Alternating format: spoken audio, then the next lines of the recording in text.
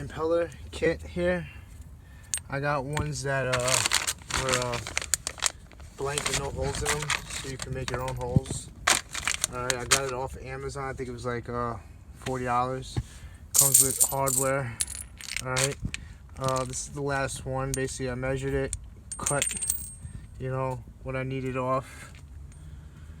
Drill my hole, lined up. I don't know if you can see too much, but I got one in so far, and I got one in down here. The purpose of this is to make it flush against the wall right here, so it picks up all snow. That's the whole objective of this impeller kit. I got one more to do over there, which you can't really see right there, and it should be good to go for the next snowstorm. But yeah, this is what you need to get.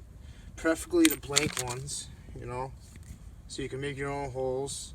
From plenty of hardware. I did have to find 3 small washers for the back side there, where the nut goes in here, right here, because the big fat one didn't fit in there. But like I said, this is a Craftsman snow blower, so it might be different on others.